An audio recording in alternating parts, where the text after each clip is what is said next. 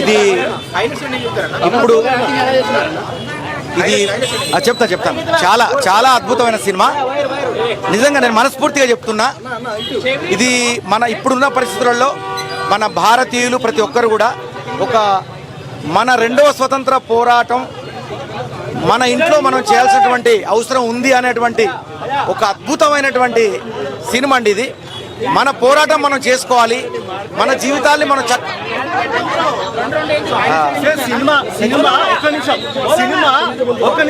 మీరందరూ సైలెంట్ ఇక్కడ అందరూ కెమెరాస్ అన్ని ఇటు పెట్టి పెట్టారు.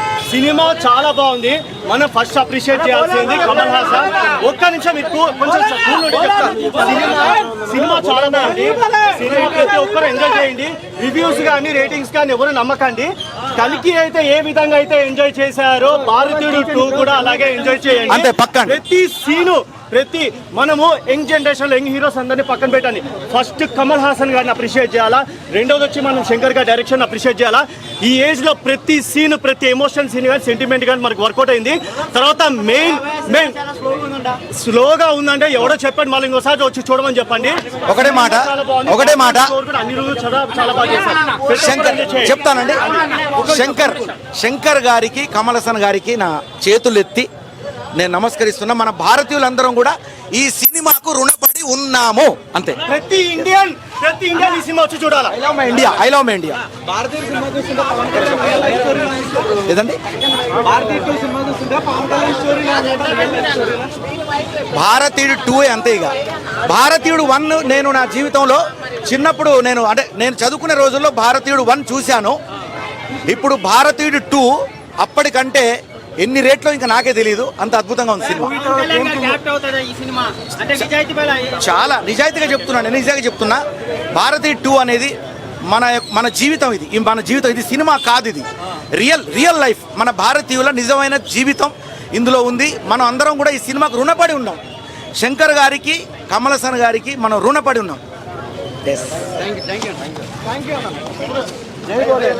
లేదు ఇందులో నా స్త్రీలో ఉందో లేదో కానీ ఇప్పుడైతే లేదు. కమ్ బ్యాక్ అని పోవంత లాస్ట్కి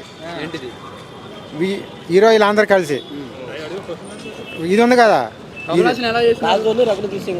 కమల్ హాసన్ కమ్ బ్యాక్ వాళ్ళ అమ్మనానికి కావాలని జైల్లో పెట్టించదు.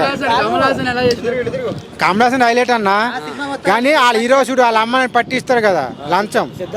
సిద్ధాంత్ లంచం పట్టిస్తారు నాన్నకి. లంచం పట్టి ఆస్తులు ఏమైనా రాసుకుంటే ఆ బిల్డింగ్ పడిపోదు ఒక అమ్మాయి ఫస్ట్ ఎంట్రీలో.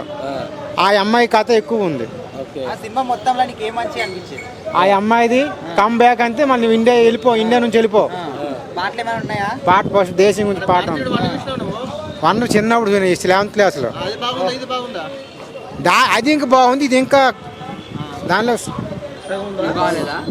అంతే 90% సినిమా అవుతున్నాడు.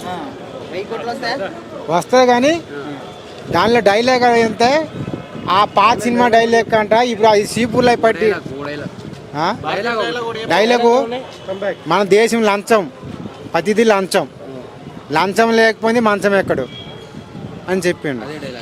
అదే కాదు మన పాత తీసిండు కమల్ హాసన్ తాలూది పాత చరిత్ర మొత్తం తీసిండు.